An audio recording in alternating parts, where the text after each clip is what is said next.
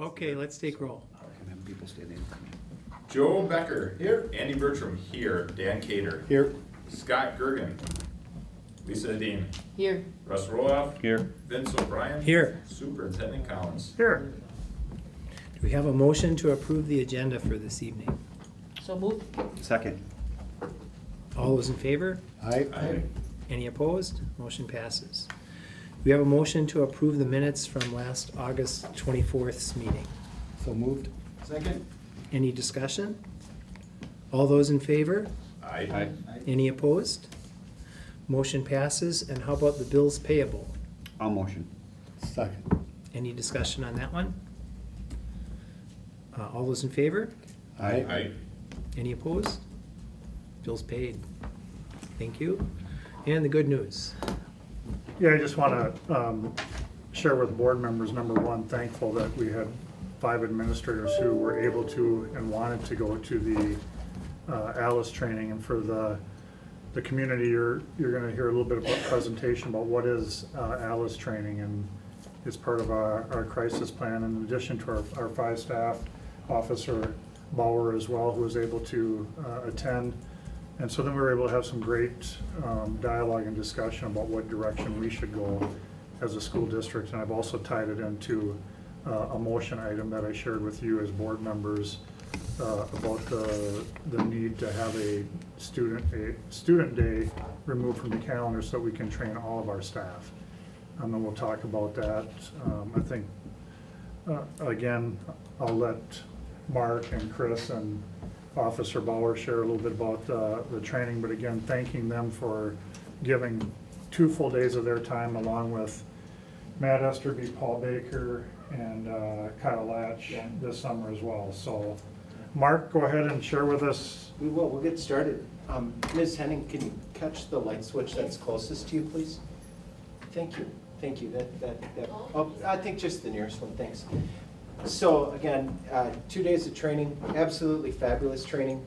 And the purpose of the training is that it was a train-the-trainer methodology. Each of us then went online. After a couple of weeks, you get an email sent to you, and they send you a test, and you have to get every single answer correct. And it leads you through some video explanation, and then it also, ensures that you do it, and there's little quizzes along the way. So each of us have passed the test. Each of us are certified trainers, and that's a good thing for the district. That it's good for now. We may need more in the future just to keep up with our needs, but then that's another note. And with us again, Chris Hughesby is an assistant principal at Hastings High School, and Officer Dave Bauer is the school resource officer. I appreciate the support of the Hastings Police Department as well as Hastings Public Schools in this endeavor. So I think Chris is going to Okay, so the first slide here is regarding the elements of the ALIS response and what each acronym stands for: alert, lockdown, inform, counter, and evacuate. ALIS is really a new way of thinking from our old typical lockdown drills here within our district. There are some false assumptions out there that was brought to our attention during this training, and yet we wanted to share a few of them with you. The warning, we will have a warning when it starts. The threat will come from an outside source. Law enforcement will arrive on time, and a locked door cannot be breached. So we know those are some false assumptions that are interesting for all to be reminded of. The initial alert may be a shotgun, an announcement of the PA, or some real life situations using real terms and real words. We would not use code words. These are some pictures of what our traditional lockdown has looked like in the past. There is a need to update how our schools respond to a threat, and this is effective for not only traditional intruders, violent intruders, but also for severe weather and medical emergencies. Where did it come from? Back in the 1990s, Los Angeles drive-by shootings, they were external threats. They were to move inside the buildings. No research has been completed as far as backing up all the situations and the research that indicated that was the best protocol. And that was the protocol. So if evacuation is not an option, this training really kind of taught us to use other options or always be thinking and reactionary, barricade entry points, prepare to evacuate or encounter. The think part of it is an enhanced lockdown. We talked a little bit about the word barricade and what it means to be prepared in the event you can evacuate. The inform piece is to communicate that real-time information as much as possible. Even at the training, the trainer encouraged us to use real names if we knew of the person who might be the intruder. Internal communication needs to happen, external communication needs to happen, and all stakeholders must understand the building and its premises as far as locations, perhaps where the music pod is or where the gym is. Those are important pieces of information. Natural response to a threat. I think most of us automatically would run, hide, or fight. Those are our natural responses. With the ALICE training, there is some similarities in it, and yet the word fight is different than in ALICE, which the word we use is encounter. Which brings us to the C. So as a last resort, we want to distract the shooter's ability to shoot accurately, whether that's from making noise, throwing objects, shoes, pens, pencils, erasers, something like that. It's important that each person can determine their level of participation themselves, and everybody knows when people in a room get together, everybody reacts differently, and that is accepted and almost practiced or understood. The OODA loop is really that OODA, observe. Observe, orient, decide, and act. Okay, and if we can interrupt the shooter's OODA loop, which means, again, loud noises, or calling somebody by their first name, or throwing a shoe, that would buy us more time. And evacuate is the last in ALICE, where you would run from danger when safe doing so. So if there's a threat in the media center and you are in another part of the building, you would determine that it would be safe for you to leave and exit the building. Each operation has rally points that will be predetermined. How to exit from a second floor window are things we talk about and look at, as well as what do we do when we see a law enforcement officer at the scene. It's not our intention to share these videos with you other than in the email that's mailed out. I think that they're really representative and they're really illustrative about how the age appropriateness of the training changes, whether you're talking with a group of kids at an elementary school, or you're talking to staff in the district office who are all adults, or you're maybe talking to a high school social studies class with juniors and seniors in it, like a micro-econ class or something. And so I wanted you to see how the training and the presentation changes.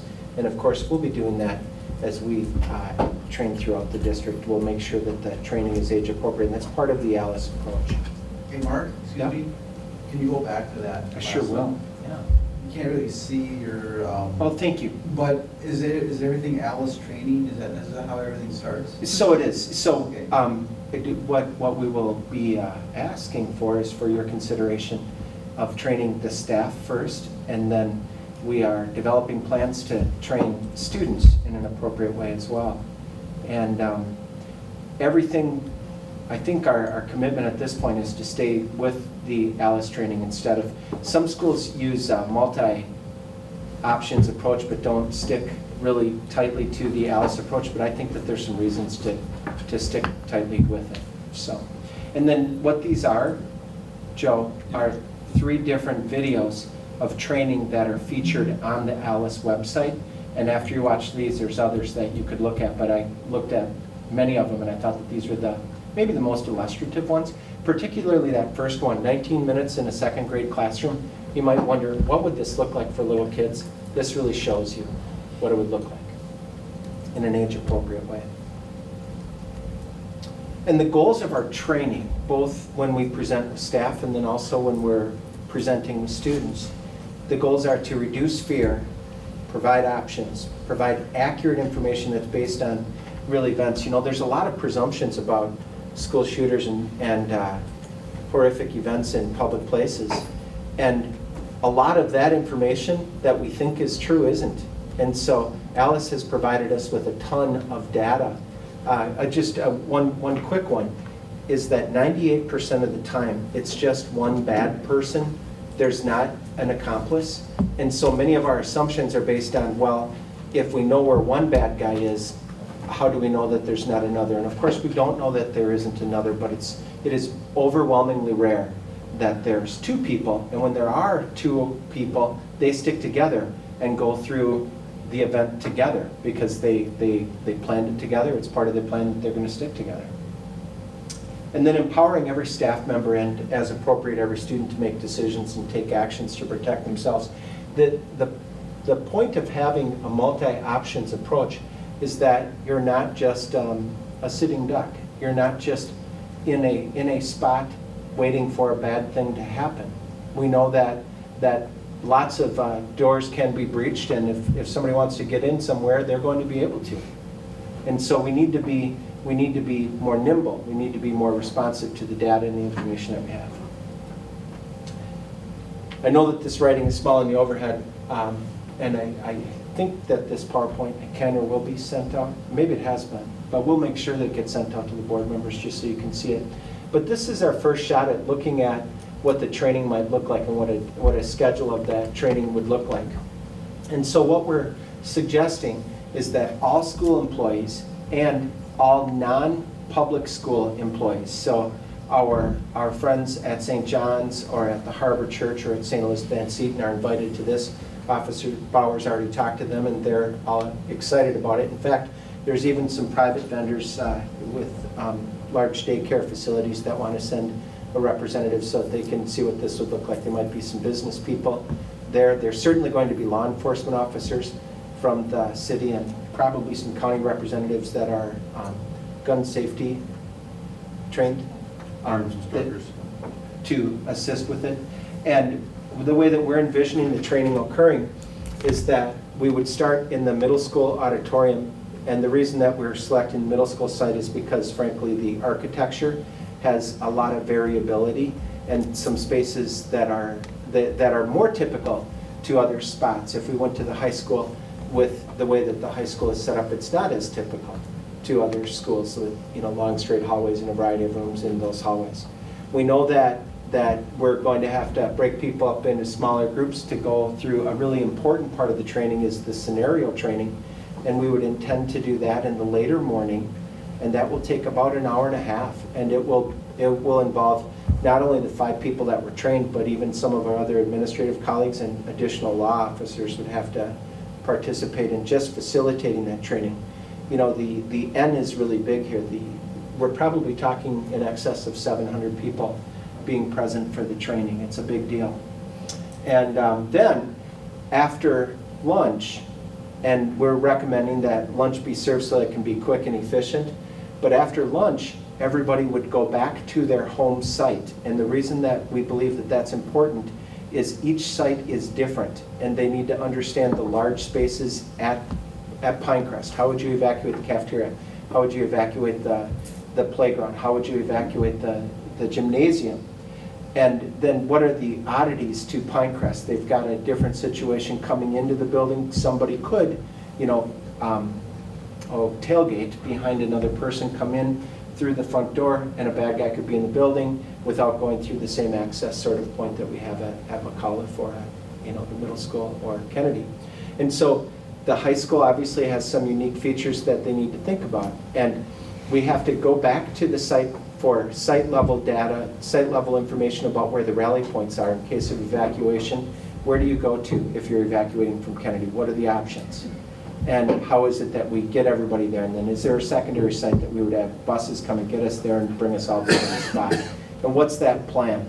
And that's better training if it's site specific. And then at the very end of the day, for about the last hour, what we'll do is break up into teams of people that work in the same part of the building and ask them to go from room to room to room and imagine, okay, so if we're in this room, how would we harden our door? How would we barricade the door? How would we, what are the furniture pieces we could move here to more substantially protect ourselves and our students? And if we were going to evacuate, how would we know which way to go and what would be the best way to go? And if we went out this door and there was snow on the ground, where would we go to? We're in a second floor area. Does it make sense? Do we have a rope or a cord or anything to help us to get down safely or help kids get down safely? That sort of thing is better for people to think about when they're in the geographic, the architectural area of the building that they work in. The district office has a whole set of things that they need to think about, and all of those employees then would come back to the district office and brainstorm together. What does it look like for us? Okay, so that's why part of the training is scenarios at the middle school, and part of the training would be site-specific. Oops, my goodness, I should watch where I'm clicking. So the resources, the things that we're asking you to consider are a day of training, and we're thinking that doing that adjacent to the holiday break makes sense for our families, because then it would extend the break for students if we made what is presently scheduled to be a student day a non-student contact day for staff training.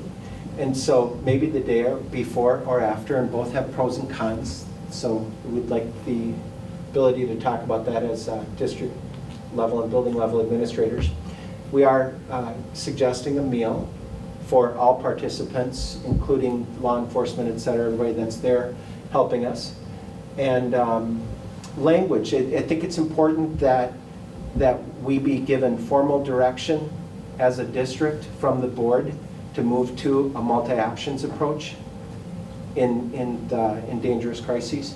So that, and the reason for that is then we're in alignment with the Minnesota Department of Education, we're in alignment with Homeland Security, we're in alignment with lots of other agencies that make this recommendation, but we're not between two. We need to move cleanly from the traditional lockdown to Alice. Mark, and I could ask this at the end, so No, go excuse the on. interruption. Please feel comfortable. Is there sample language somewhere of similar Yeah, policies? yep, and Alice has that available, and then very nearby proximal sites that we know people that work in those sites, both police officers and school officials, have just recently gone through this.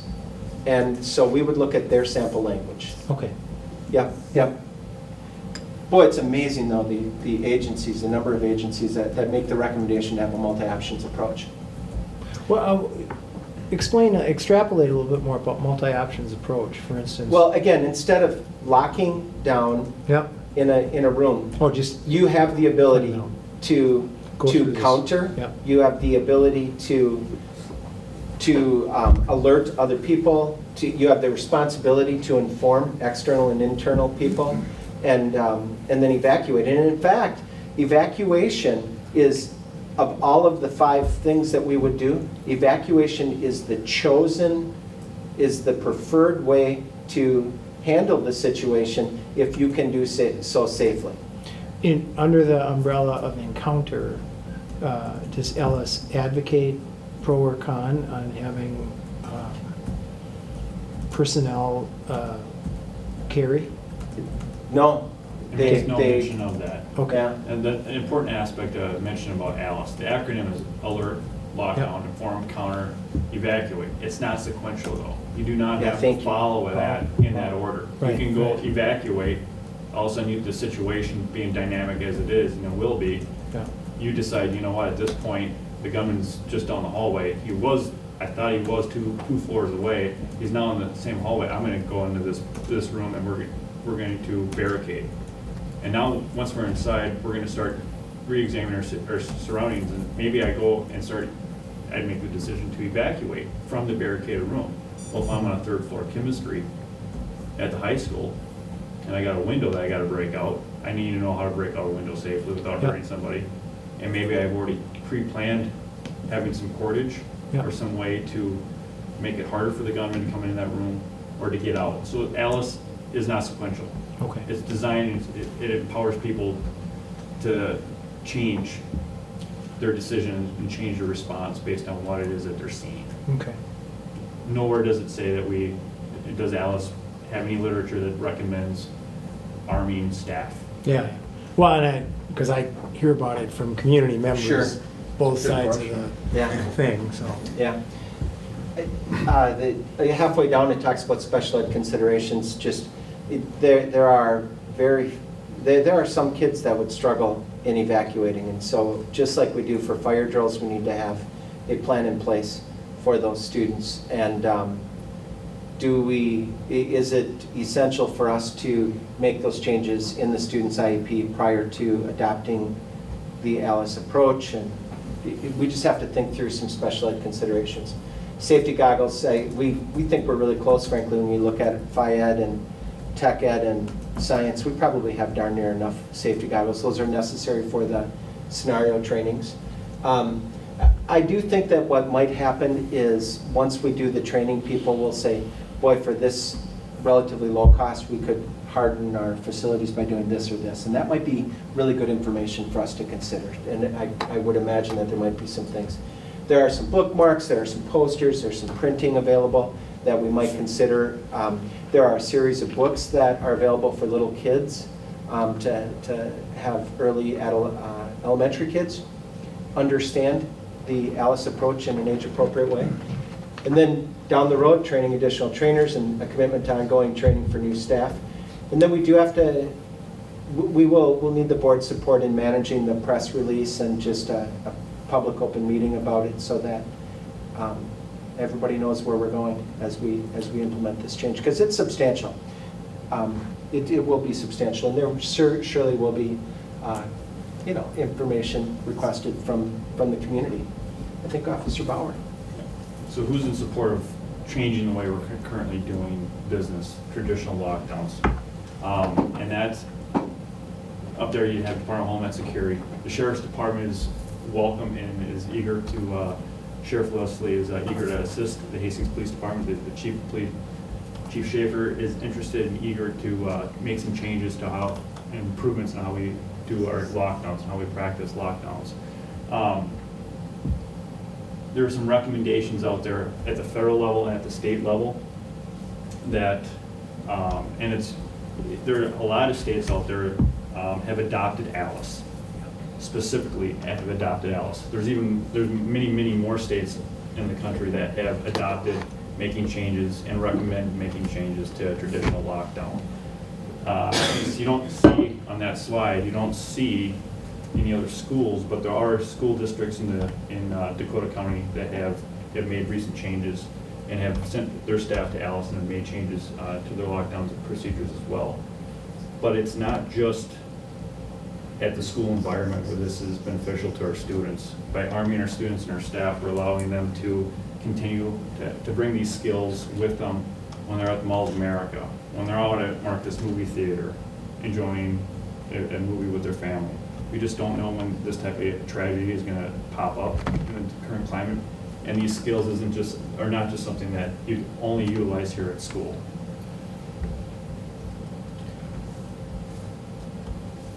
People in the harm's way know what's best for them, and we need to be able to empower our people to make a choice, to make decisions that they feel is going to be best for them and best for their students. When seconds count, law enforcement is only minutes away. That's the reality. I think part of the training was, I think the average police response is 5 minutes. That's an eternity. And we need to be able to have our staff make decisions in seconds that's going to increase the survivability of our kiddos out there. What ALICE is not, you asked about, are we teaching our kids how to fight? We're not teaching second graders how to provide martial arts with a pencil. We're not having calculator martial arts out there. It's not strictly for teachers, it's for everybody. It's for cooks, it's for our groundskeepers, it's for principals. It's not, again, a combative training program. We're not teaching martial arts, we're not teaching ground combatives, ground fighting skills to people. We're not recruiting the football team because we know that they can hit harder than the cross-country team. I was a cross-country runner, so. We're not asking certain people based on their physical limitations or their physical size to do anything differently than anybody else. It is not the same response for all kids or staff. We don't understand that some kids are, have special needs, and may not be able to, again, leave the building. And most importantly, Alice is not sequential, and that's something that we just have to realize. And these scenarios that we plan on incorporating in the training cycle show our staff that it doesn't have to be sequential. In fact, after our original training is done, each of our lockdown drills, each of our, Alice drills, look different. So instead of doing a lockdown school-wide, which we still might do on occasion, there might be some where we do that and then we hand every student, or every teacher picks up an envelope in the morning. And then when the lockdown is sounded, they open their envelope and find out what their scenario is. And maybe for their scenario, you can hear gunfire down the hallway, so you lock and stay in space, in your place. Maybe for another wing of the building, there's information that the bad guy is a great distance away, and so you might choose to evacuate. But either way, you make a decision. And maybe, I got a question for Officer Bauer, maybe this is, I don't know if it's off topic too much or not, but knowing what you do, because I know you've been involved with a lot of this stuff, and since going through the ALICE training, and you mentioned seconds are extremely important, when the police officers are a couple minutes away, would you see a benefit, and this is bounced off Vince's point a little bit earlier, to have a few trained caring faculty members who are especially trained in those situations to try to handle something like that? And we're not just talking, I have a conceal and carry permit, but we'll say somebody who receives some special training in addition to the ALICE, that if something does happen, so they're right there, they can handle the situation, whether it's in conjunction with the police department or something special outside of that. But do you see a benefit for something like that? You're talking like especially like an off-duty police officer or a retired police officer? Or? No, I'm saying teachers. I mean, somebody who's interested in it, somebody who again is trained to react and to respond in a situation if it's right there. Alice makes no guidance on that, and I'll just limit my response on the Alice model. It makes no recommendations on that. It allows the policymakers at the district level to make those decisions. Again, the law is different from one state to the next. Alice is nationally accredited. It is recognized. It is a certifiable program, but there is no blanket recommendation as far as bringing additional firearms. I would refer to you to Chief Schaefer for further information on that question.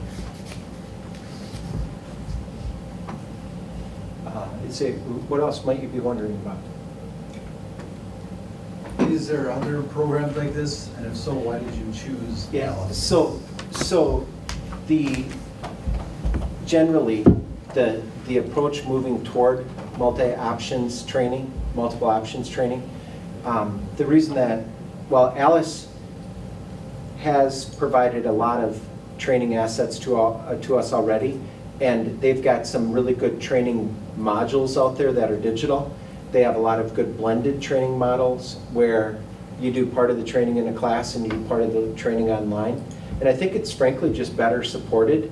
I also think that it helps people to understand parts of this, like evacuation and countering more broadly. Rather than just saying run, hide, fight, that is, I think it's way too general and it doesn't give enough information. And it makes no sense, frankly, for a group of third grade kids. What does fight mean? Well, counter means something. Go in different directions, be loud, make noise, throw things. Third graders are good at some of that. Well, they are. Yeah, think of that. Yeah. Kindergartners. Wow. No. Go ahead. I do think that it also increases our credibility, Joe, to stick with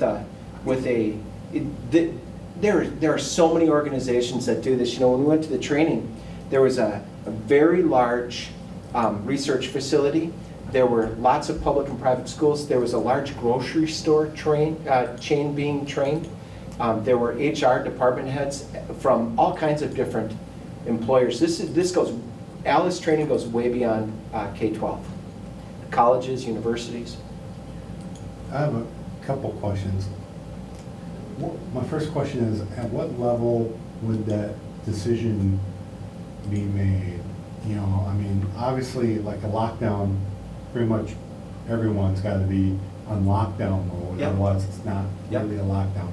But, I mean, is it up to the individual whether they're going to encounter, going to lockdown, going to hiding? Yeah. Or- So let me comment on that. Two things. As the situation changes, your decisions change. And another related question, Dan, is when does the responsibility for the decision migrate from the adult who's responsible for the kids in the room, and maybe include the kids making their own decisions? I'll give you a couple of examples. If there's a bunch of high school kids in the commons area for lunch, we need to count on those high school kids making good decisions and getting out of doors. I mean, staff will certainly be shouting, come this way, come this way, come this way, and directing, but at that point, they need to make some decisions. I can imagine the same thing for a middle school kid. You know, almost always with middle level kids, the adult's going to be responsible for the environment. But if a middle school kid's going down the hallway and they see something bad or something scary, we want them to know what the options are. Or if they're in the hallway and one teacher says, get in this room, and another teacher says, run down this hallway, they need to be able to make a decision in the moment. I think that for all elementary age kids, the adult responsible for the kid is responsible for the decision. And it's scary. It is scary how compliant kids are.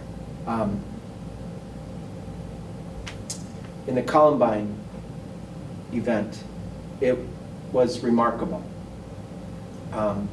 Some of the things that happened with, there were 54 kids in the library, and some of the kids and the librarian could see the bad guys out in the hallway through glass doors, and they could see them spending their time out in a commons area that was outside of the library, and they watched them for quite a while. And it's all recorded on a 911 call. And one of the saddest parts of the training is that at the same time that the librarian was doing what she was directed to do, which was keep the kids down, keep them underneath tables. And she was, directing the kids to do that, and 54 high school kids were compliant. Many of the kids, all of the kids knew that there was another way out of the library, and some of the kids could see from that doorway, from where they were sheltering in space. They could see through the library door and out through a small storage room and see another glass door that exited to the outside. And it would have been a 50-second sprint, 15-second sprint for some of them to get out. That entire library could have been evacuated. Now, again, I will comment that the librarian did everything that she was trained to do, and that's really important for us to keep in mind, that when we know better, we do better. It doesn't mean that what we've done in the past is wrong or bad, but if we know something can be better, if we know that data shows that changing our procedure improves our ability to keep kids and staff alive, it's our responsibility to do differently based on that new information. That was a long answer to a short question. Maybe I even missed the answer. No, you did answer that question, which kind of sets up for, my other question was maybe more for Officer Bauer in the sense, is law enforcement responding then? And you have maybe different classrooms doing different things when you arrive. Yeah. Does that create such a chaotic situation as compared to everyone consistently doing the same thing? Does it, I mean, I'm wondering from a law enforcement perspective, is this, it might be the best thing in general, but does it create a problem for you in law enforcement? The problems that we would encounter because of having people reacting to the critical incident is minimal compared to the problems encountered by the parents of those kids who would die by not having those, incorporating those tactics. It increases the survivability of these kiddos in the schools. Law enforcement, just as Alice in response to lockdown scenarios at the school level has changed, Columbine in being a very memorable event. It's a tragedy in law enforcement. Our tactics at the time was the best that we knew, and they were inadequate, and they failed. And law enforcement has been having to learn the hard way. And we realized that no longer we set a perimeter, like in Columbine, and calling in the SWAT team, and having the SWAT team go in and taking care of it 45 minutes, 90 minutes later. We're not going by 3 or 4 officers at a time like at Sandy Hook. Officers are going in one at a time. The first one on the scene, this is your time up. You gotta go and deal with the threat. Whether a kid is taking shelter in a school, classroom, whether a kid is running out of the hallway, shot, asking, pleading me for help, or it's a group of kids from Fayette that are running outside in gym shorts because they were playing basketball and it's 20 degrees outside. I'm not focusing. As a law enforcement, we're trained to step over our own kids who are injured. We're not going to render aid. We're going to go to the threat, and we're going to eliminate and stop the threat. It doesn't matter what the kids are doing. There are some recommendations what we like to see. We don't want them coming over and grabbing our uniforms and dragging us down. But if they can be showing us their hands and giving us information as they're fleeing out of the building, and giving us more information so I can get on the radio and tell my partners who are responding, I got 1 shooter in the basketball court, or I got 2 shooters in the cafeteria. That's what we're asking, and it increases survivability. But waiting in the classroom, locking the door, shutting the shades, turning the lights off, and asking the kids to be quiet, is that the best approach? No, I don't think it is. I would say roughly 30% of the people that were in the training that we all went to were officers. And it was consistent with David just said from every agency that was represented there. Andy? Thank you. From a communication standpoint, I'm not, I don't fully understand how they're the PA set up throughout the building. Are there ways for teachers or faculty members to communicate over the PA? So let's say Yeah. the high school, for instance, you got this, use a shooter threat, there's a shooter on whatever wing of the building. Is there a way for them to hop on the PA real quick? This is where so-and-so is at, so then everybody else can. And every, for sure at the high school and middle school, I think every elementary school, Yeah. every classroom has a phone as well. Okay.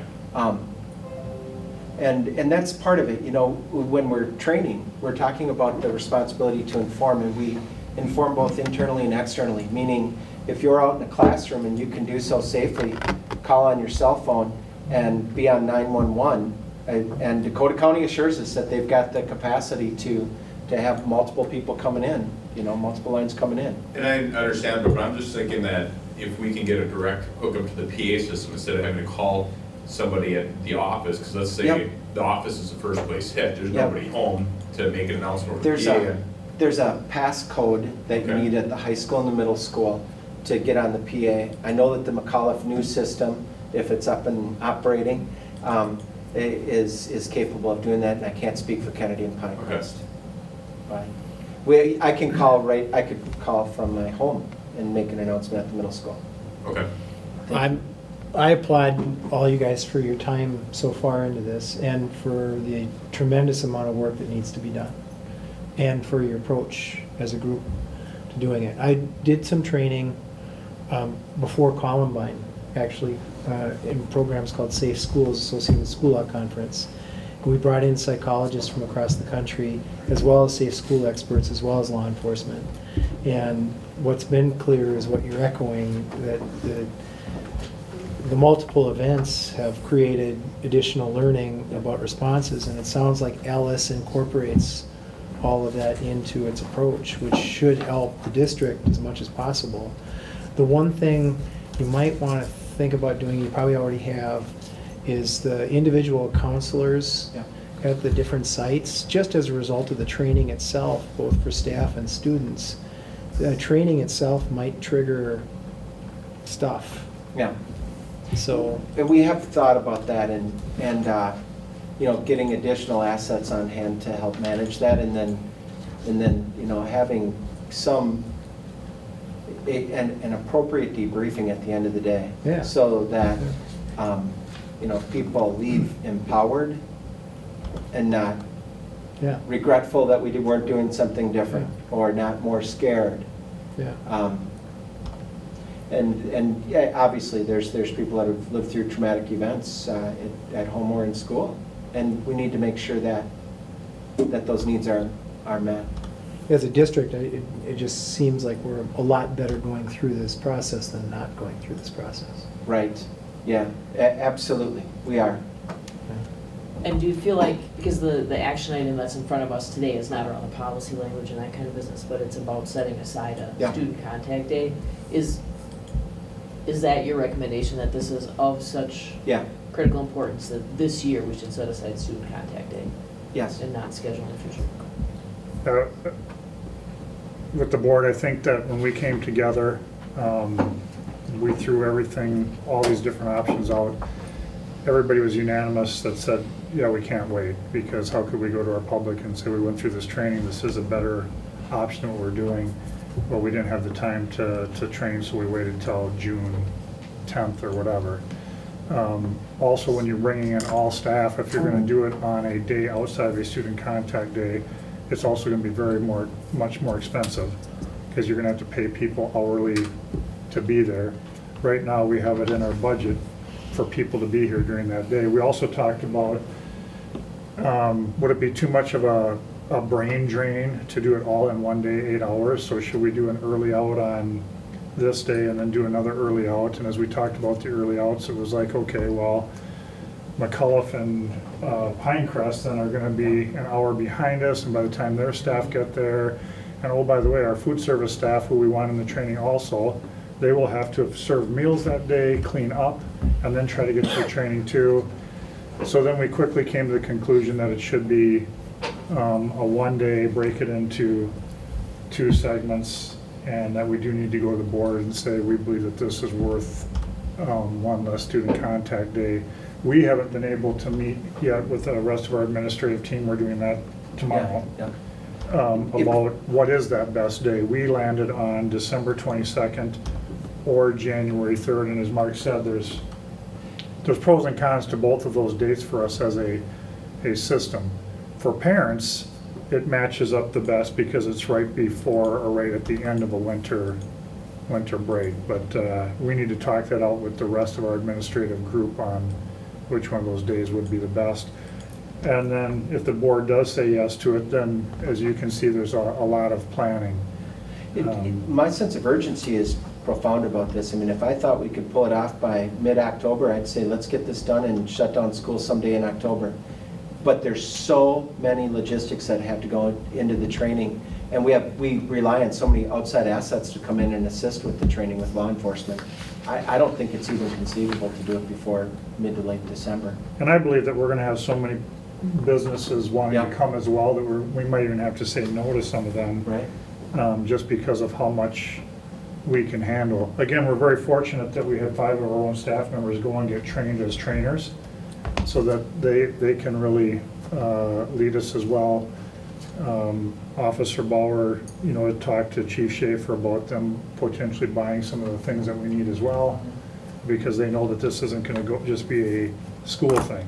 It's gonna be a community thing as well. So any other questions for Mark and Chris and Dave, who took time to come here and put this together?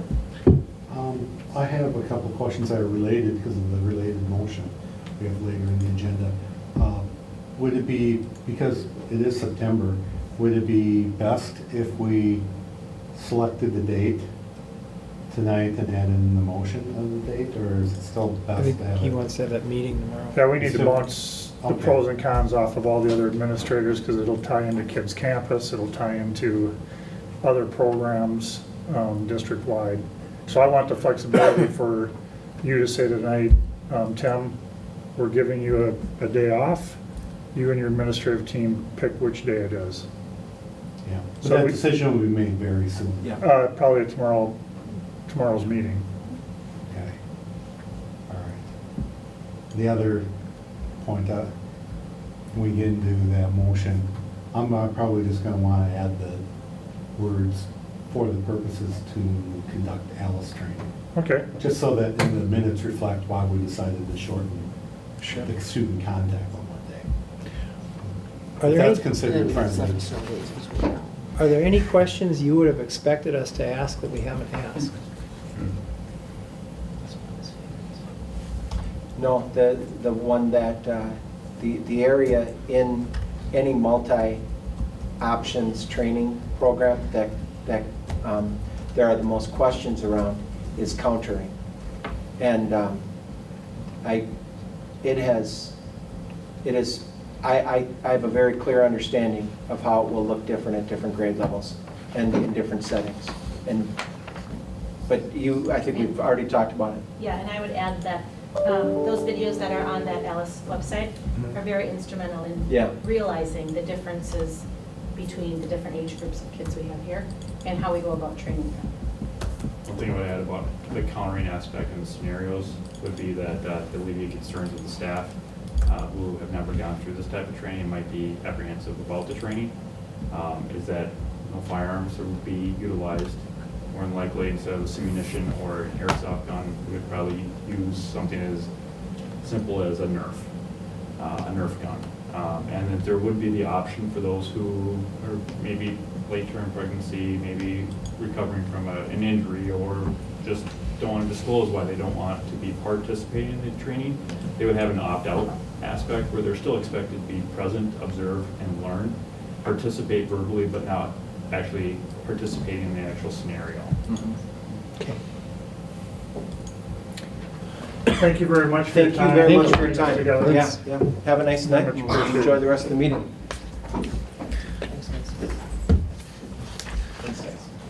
Hope for the best, plan for the worst.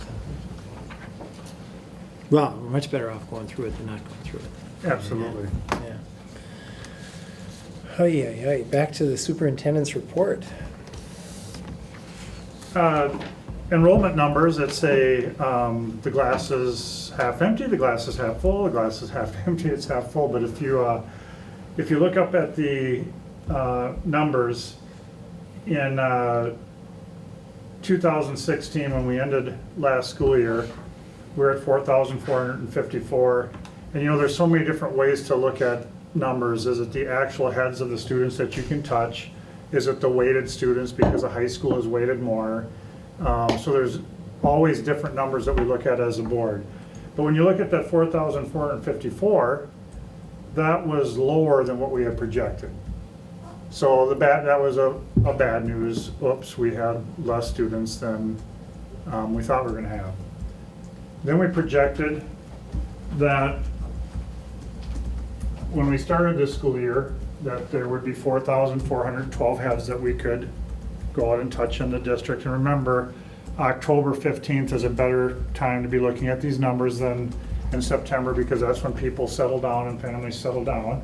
Well, the good news is that right now in September, we're about 30-some students above that.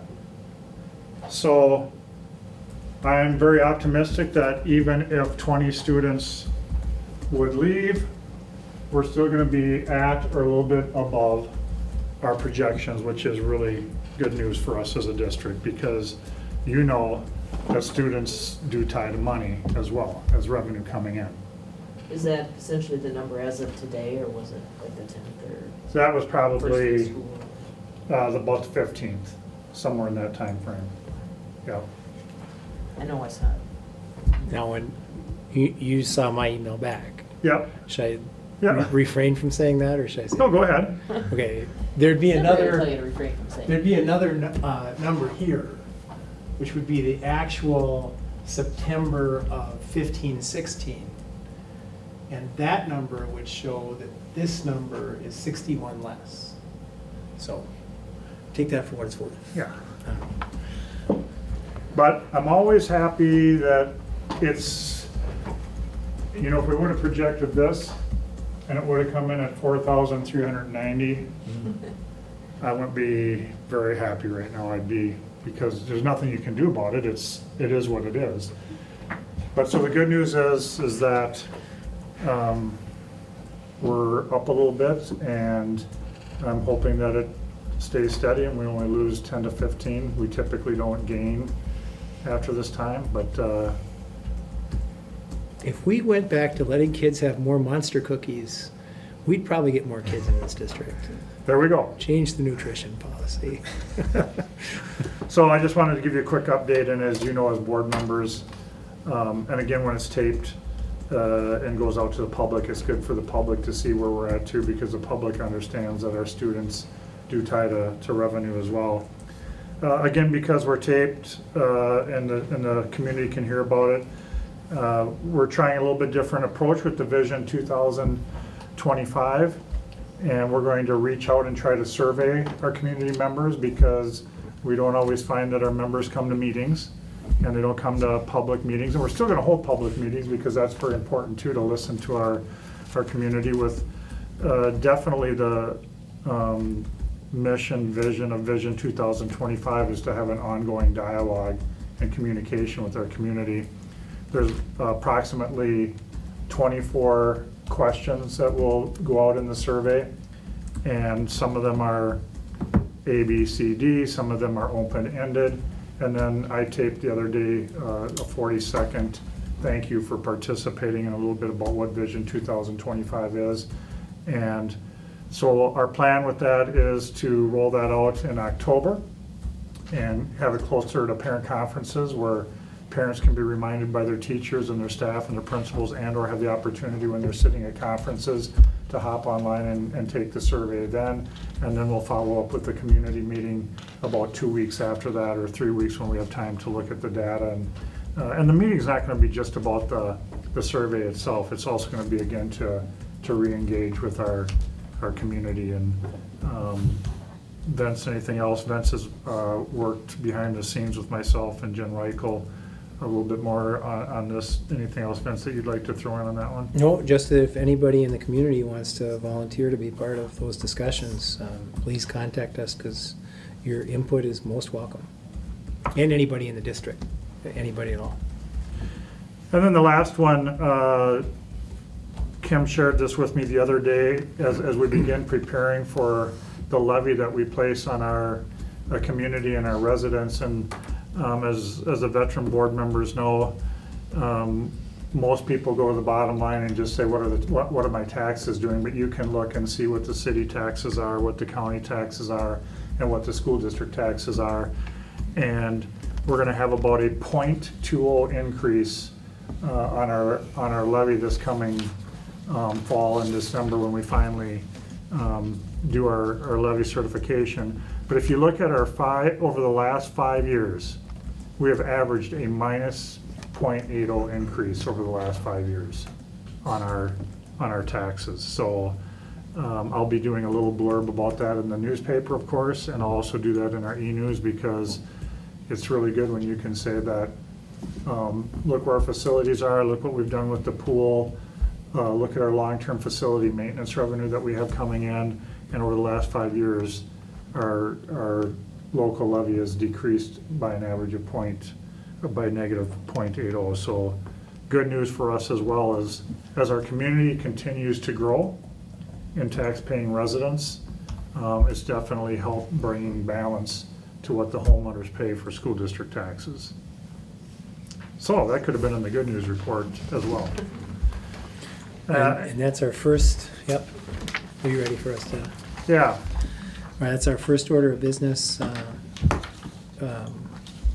It's a roll call vote, and we need someone to make a motion to approve the proposed maximum levy limitations and certification of the 2016 payable 2017 levy.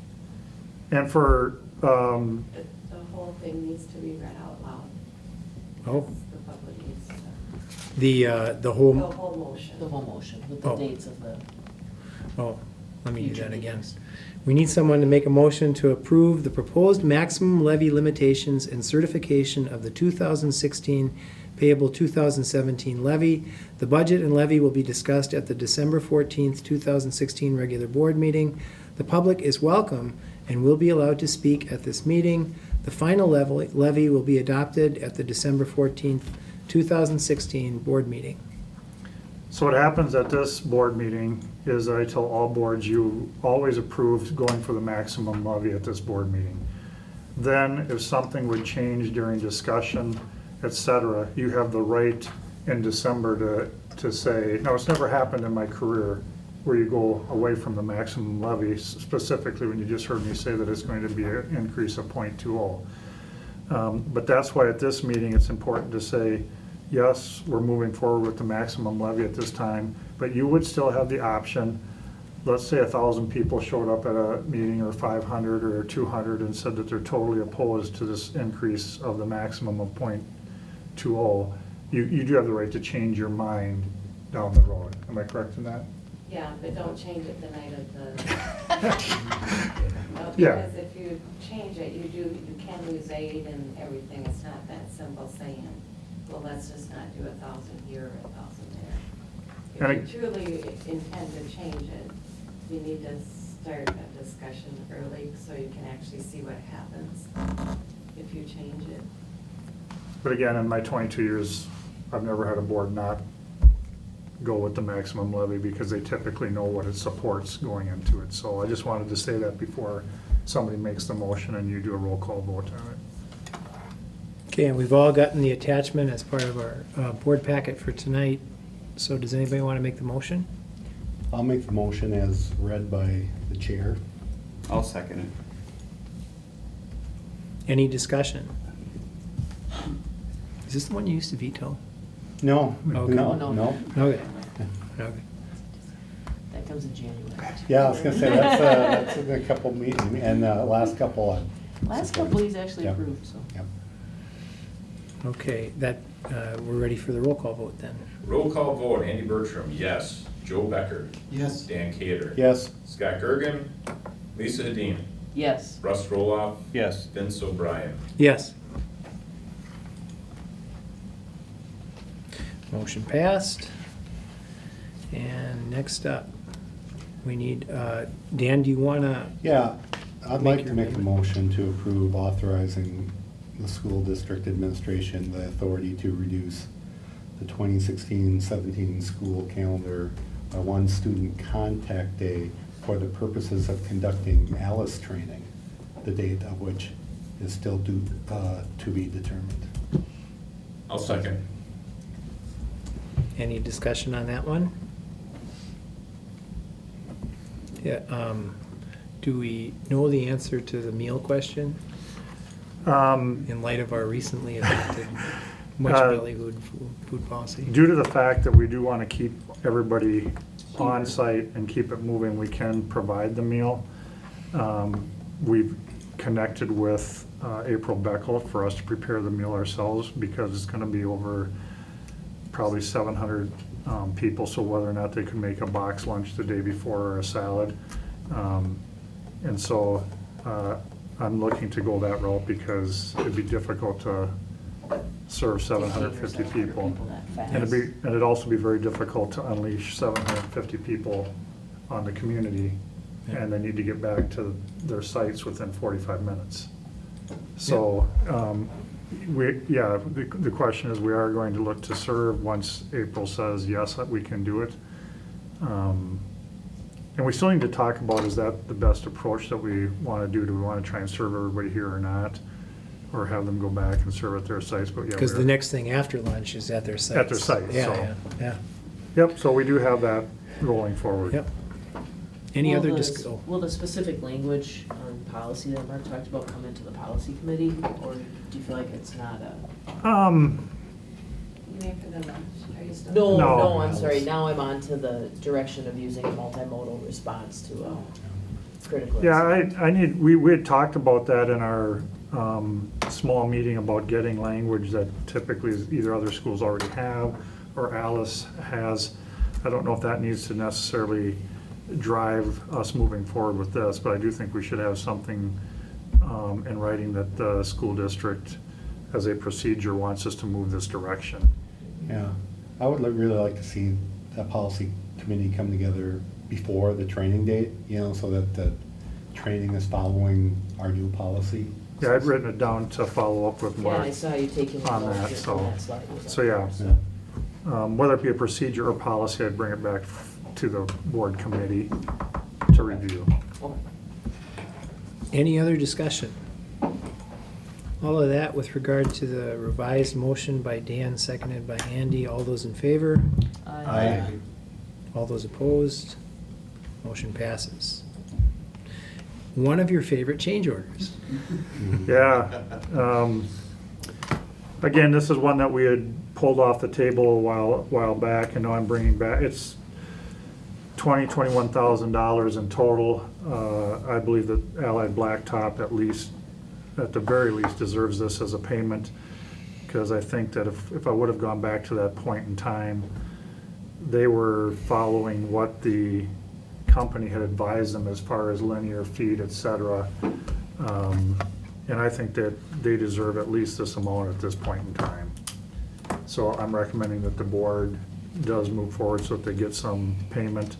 We're still, for lack of a better word, discussing / arguing whose responsibility the other cost of it is. So it wasn't the contractor that estimated wrong, it was We had two contractors. the specs? We had two, yeah. It wasn't the contractor that Okay. estimated. I always assumed the contractor just misestimated. 'Cause they- No, he was following Oh.